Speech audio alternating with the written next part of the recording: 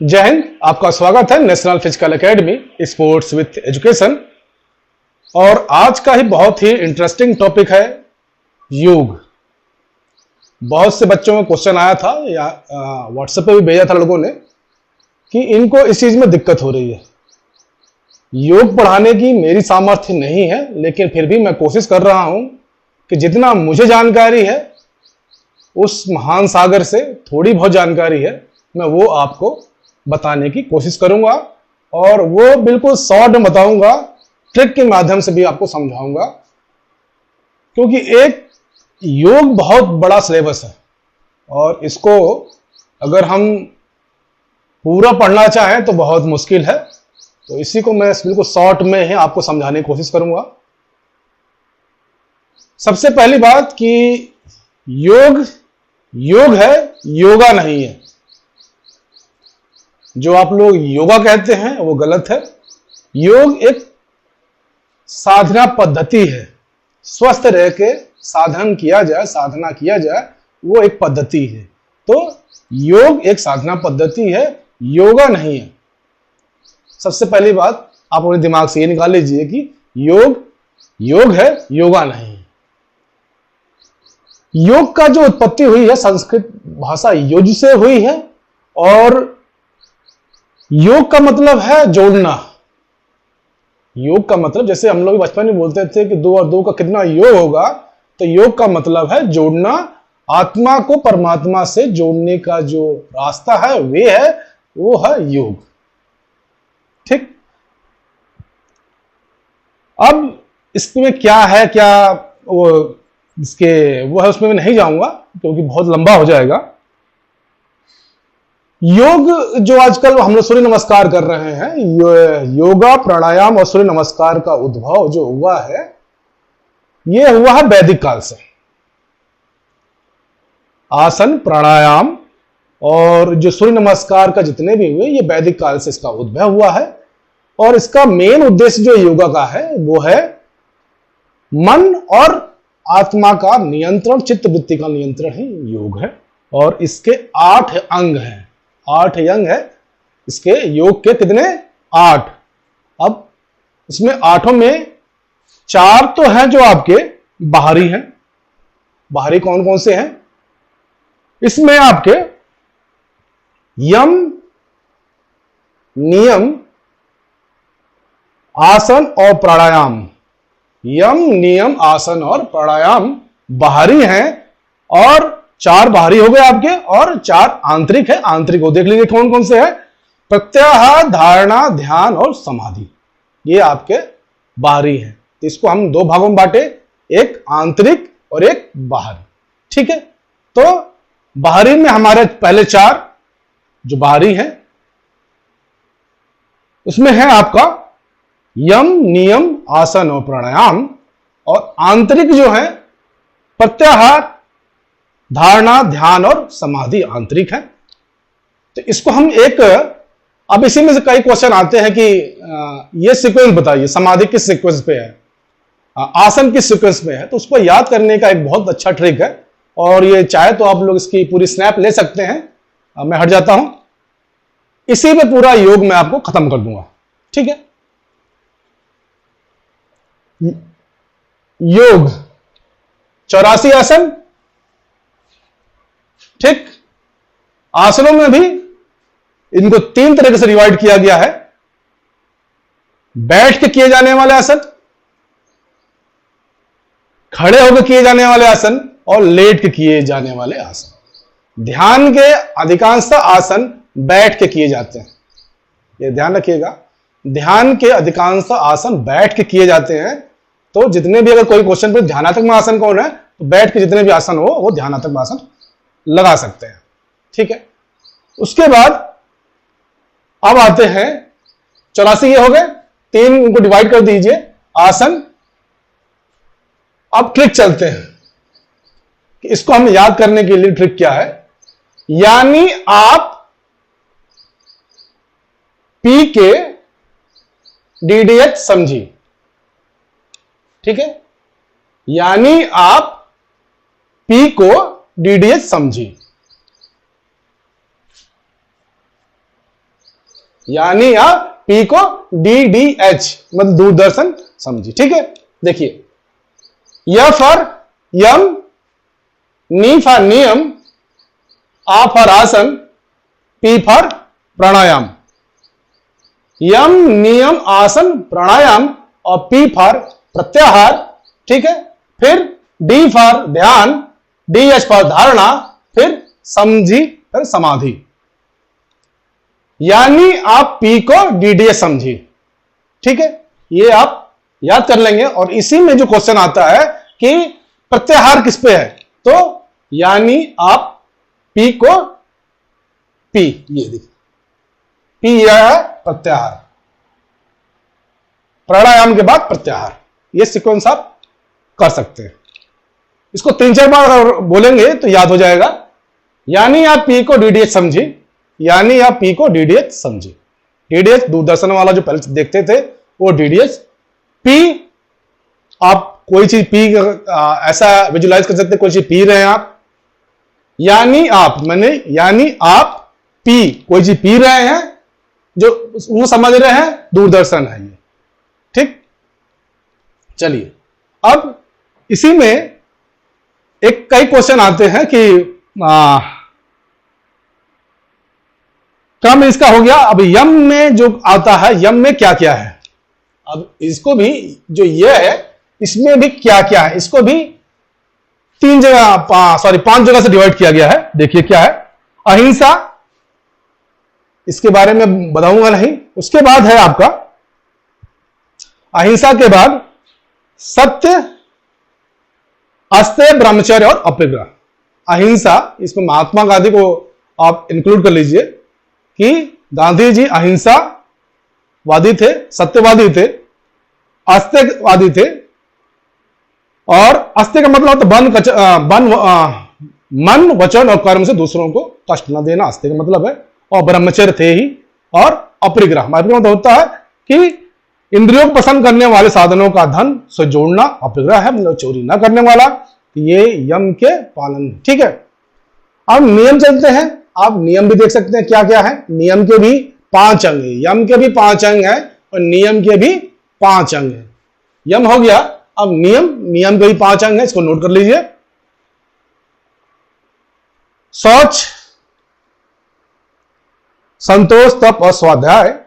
शौच, संतोष, तप और स्वाध्याय और ईश्वरीय प्रार्थना, ये आपके 5 आपके नियम के हैं। ठीक है, आसन, अब चलते हैं आसन। ये 2 वर्ड हो गए। आसन, शरीर मुद्रा और शरीर को आप मतलब जितने देर तक आप बैठ सके, मतलब सुखासन, पद्मासन। आसन का मतलब होता है कि आपको बैठने की स्थिति में आपको कष्ट ना हो, वो आसन है। ठीक है, बिना हिले डुले, बिना परेशानी के आप बैठ सकें देर तक, जिस स्थिति में आप ज्यादा देर तक बैठ सकें, रह सकें, वो उसका नाम है आसन। ठीक है, शरीर की वह मुद्रा जिसमें शरीर और आत्मा सुखपूर्वक स्थिर और मन शरीर को थोड़ी ठहराव मिले, उसको बोलते हैं आसन। ठीक, किताबी बातों मत जाइए, बिल्कुल सिंपल चीज देखिए। फिर प्राणायाम बहुत इंपॉर्टेंट है, जो आजकल कई इसमें सवाल भी आते हैं। श्वास प्रश्वास के नियंत्रण को प्राणायाम कहते हैं। प्राणायाम का मतलब होता है सांस, आयाम, प्राण माने सांस, आयाम माने होता है उसका विस्तार करना। प्राणायाम को अगर संधि विच्छेद करेंगे तो प्राण माने सांस, आयाम माने होता है विस्तार करना। ठीक है, तो सांस को विस्तार करना, एक सांस से दूसरे सांस के बीच की डिफरेंस की दूरी को बढ़ाना या टाइम को बढ़ाना ही प्राणायाम है। इसमें मेन है कुंभक, जो सांस को इनहेल करके रोक देते हैं उसको बोलते हैं कुंभक। रेचक, जो सांस हम ले रहे हैं उसका नाम है रेचक। ठीक है, फिर इसमें आता है पूरक, जो सांस हम ले रहे हैं उसका नाम पूरक, जो सांस हम छोड़ रहे हैं उसका नाम है रेचक, और जो सांस हम होल्ड कर रहे हैं उसका नाम है कुंभक। कुंभक भी 2 प्रकार के, एक आंतरिक कुंभक, एक बाह्य कुंभक। मतलब कोई क्वेश्चन पूछे कुंभक कितने प्रकार के, कुंभक 2 प्रकार के, आंतरिक कुंभक और बाह्य कुंभक। ठीक, उसके बाद नियमित प्राणायाम करने से क्या होता है, अपने हार्ट की और लंग्स की कैपेसिटी बढ़ जाती है।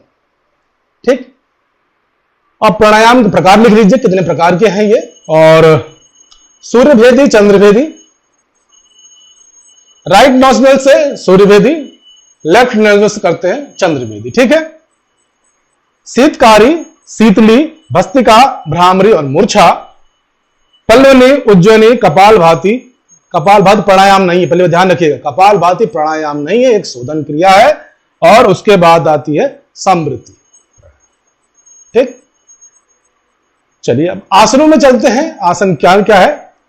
पद्मासन, जो ध्यान के हैं, बहुत ही अच्छा आसन है और इसमें कमल के समान मुद्रा बनती है और ये मेडिटेशन के लिए यूज किया जाता है। ठीक है, और वज्रासन एक ऐसा आसन है जो भोजन करने के पश्चात किया जाता है। सुखासन, जो हम लोग पालथी मार के बैठते हैं, वो सुखासन। और शवासन, हलासन। अब इसमें आता है कि कौन कौन सी आसन हमको आपको हेल्प करती है, तो उसको देख लीजिए। जो